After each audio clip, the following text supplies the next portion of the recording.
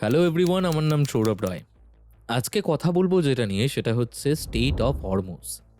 এটা কি এবং ভারতের জন্য এটা কেন জরুরি, সেটা নিয়েই আজকে কথা বলবো। স্টেট অফ হরমুজ হচ্ছে পৃথিবীর সবথেকে গুরুত্বপূর্ণ অয়েল চেক পয়েন্ট। বিশ্বের প্রায় 20% মতো তেল এই পথ দিয়েই যাতায়াত করে। ভারত সহ এশিয়ার বিভিন্ন দেশ এইখান থেকে তাদের তেল পায়। ভারতের মোট ক্রুড অয়েল আমদানির 40 থেকে 50% এই পথ দিয়েই যাতায়াত করে। আপনারা হয়তো সকলেই জানেন যে কি ইসরায়েল আর আমেরিকা মিলে ইরানের ওপর হামলা করেছে। আর এর ফলে ইরান কি করেছে? ইরান করেছে হচ্ছে এই স্ট্রেট অফ হরমুজটাকে বন্ধ করে দিয়েছে আপাতত। এর ফলে বহু তেলবাহী জাহাজ ওখানে আটকা পড়ে রয়েছে। এর ফলে কি হবে?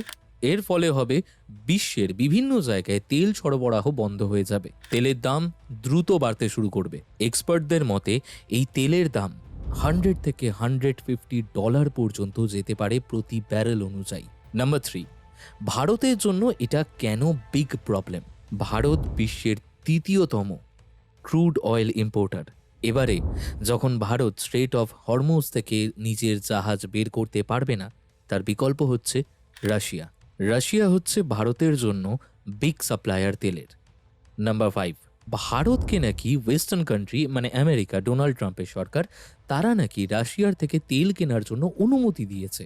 এই ছাড়টা মূলত সেই তেলের জন্য যেগুলো অলরেডি তেল লোড হয়ে জাহাজে আটকা পড়ে রয়েছে। নাম্বার 6, ভারত সরকার এখানে স্পষ্ট করে বলে ভারত কোথা থেকে তেল কিনবে এবং কোথা থেকে কিনবে না তার জন্য ওয়েস্টার্ন কান্ট্রি থেকে পারমিশন নেওয়ার মতো কোনো দরকার নেই।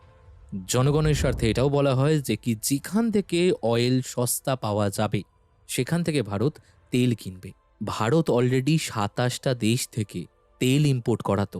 এবার আসি নেক্সট পয়েন্টে, টেম্পোরারি ওয়েভারটা কি জিনিস, এটা বলবো কিন্তু নেক্সট ভিডিওতে।